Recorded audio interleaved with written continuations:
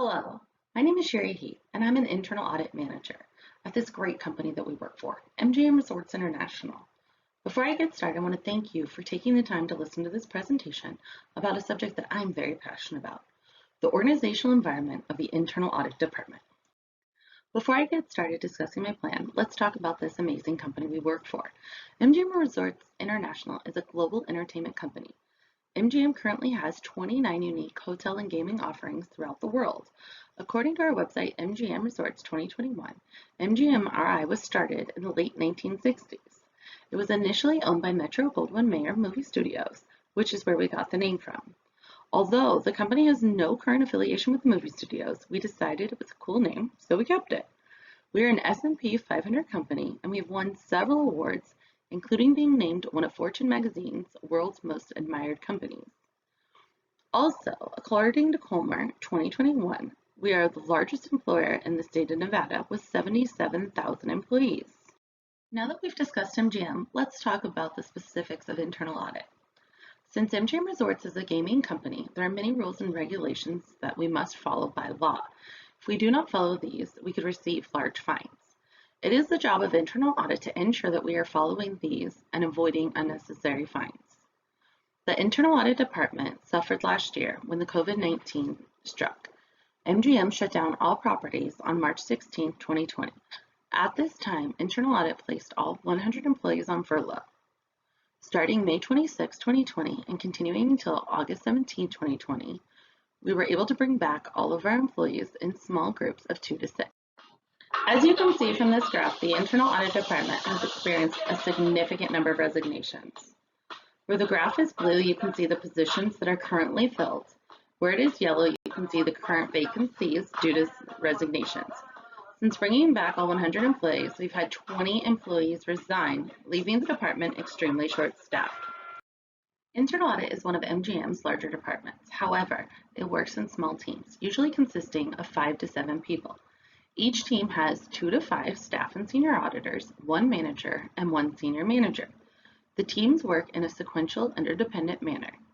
Neck, Houghton, and Murray, 2019, describe sequential independent teams as an organizational model in which one team member completes a piece of work and passes it to the next member for their input, similar to an assembly line. This is how internal audit works. The staff and senior auditors complete evaluations, known as audits. Once they have completed the audit, they pass the work to the manager, who does a thorough review of the audit.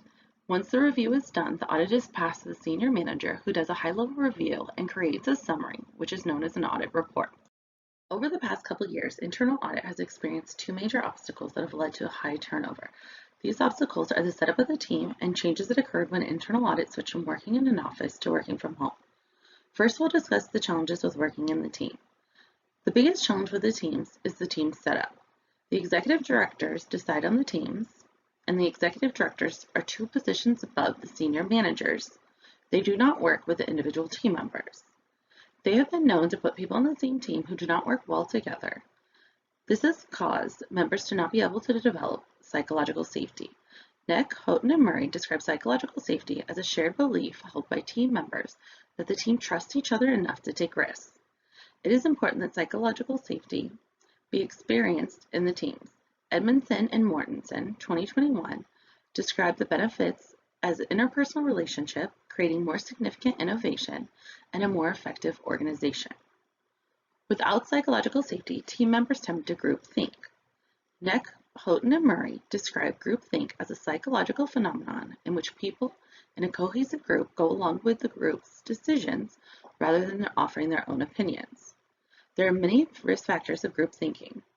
Dunmeyer, 2016, describes these as groupthink can lead to collective rationalization, lack of personal accountability, and pressure to acquiesce. Groupthink is a common factor in decision-making and serious ethical breaches. All of these risks are dangerous, not only for the internal audit, but for MGM as a whole. The second major obstacle that internal audit has faced is the department switch from working in an office prior to the COVID shutdowns to now working from home. Although the job itself and the process of completing audits has not changed, where employees do it from has. We gave up our workspace, so we will no longer be able to go back to working in the office. Due to the change, Many employees have experienced DADA syndrome. DADA syndrome consists of 4 stages: denial, anger, depression, and acceptance. At first, employees were in denial about no longer being able to work together. Once they moved past denial, they began to experience anger. Much of the anger came from the costs associated with working from home. Next, employees began to experience depression that they were no longer able to see each other, as employees have not been in the same location since prior to the shutdowns. Lastly, employees are now accepting the change. However, this change has caused a fragmented culture. Neck, Houghton, and Murray describe a fragmented culture as found in companies where employees tend to keep to themselves, avoid socializing, and work in individuals rather than as part of the team. Lastly, working from home has been a challenge for new employees for 2 reasons. One, the employees do not have the opportunity to get to know the other employees. Second, managers have struggled to train new employees now that they are not able to sit with them and show them what they need to do. Now that we know what the obstacles are, how can we address them?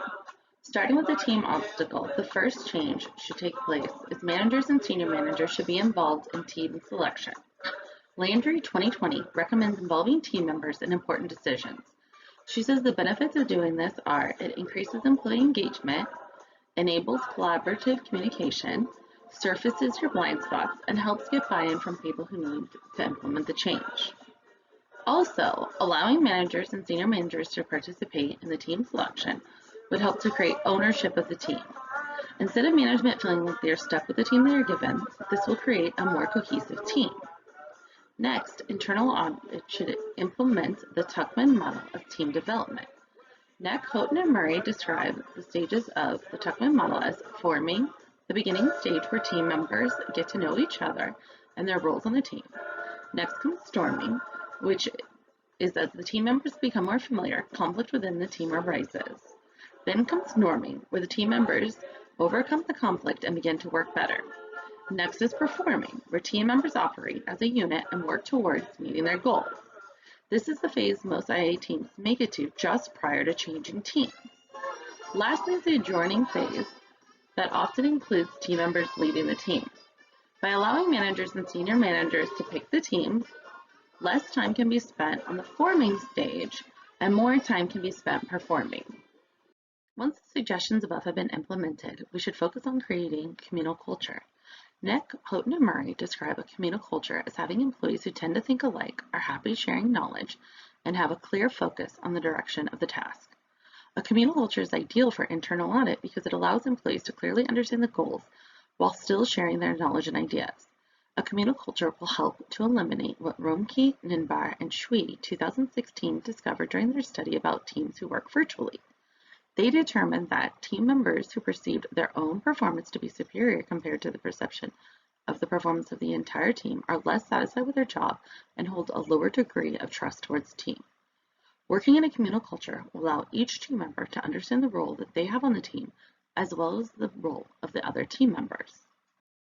Now that we've come up with a solution to improve the teams, let's discuss our plan to address working from home. Norwich University 2020 addressed some of the challenges with working from home. They found virtual teams experience poor communication, delegation issues, work ethic differences, and a lack of personal connection. Each of these issues needs to be addressed. First, to address the poor communication, communication via text should be limited, as it is hard to understand tone. Communication should be done via conferencing whenever possible. To address delegation issues, management should be encouraged to delegate tasks whenever possible. However, they should ensure that they are not overloading the employees. To address work ethic differences, management should ensure the workload is equally divided amongst the team members. Lastly, to address the lack of personal connection, management should hold activities for employees that allow employees to get to know each other. They should encourage virtual team building activities within the individual teams and the department as a whole. Next, MGM Resorts should be aware of the extra costs that employees are experiencing from working from home. There are many one-time costs that employees experience, such as buying new chairs, printers, and desks. MGM gave employees a one-time bonus of $300 to cover these costs. Although they are not recurring expenses, they too will eventually need to be replaced. For this reason, MGM should consider giving employees the extra $300 each year. Besides one-time costs, employees experience recurring costs. Some of these costs include MGM no longer provides breakfast and lunch. Many employees had to get higher internet service, and the extra cost of heating and air conditioning your home during the day. For these, MGM should consider raising eccentric rewards by providing higher compensation to employees who work from home. Lastly, internal audit should restructure their employee training program to ensure that new employees are receiving the same tools they need to be successful in the virtual environment of internal audit. I urge you to consider my proposal. I feel that it will not only benefit the internal audit department, but MGM as a whole. The plan outlined will help internal audit retain employees, which will help the department to reach its goals. Also, this plan is designed to build stronger teams, which will work better together. Next, addressing the issues of working from home will help employees to feel heard and valued. Compensating employees for the costs associated with working from home will take away the financial strain that employees are feeling and may prevent them from looking for employment elsewhere. By revamping the training program, new employees will be able to receive the training they need. I feel that without implementing this plan, MGM Resorts internal audit will continue to lose employees and could possibly be subject to fines associated with not following the rules and regulations. It is vital to the success of internal audit that this plan be implemented immediately.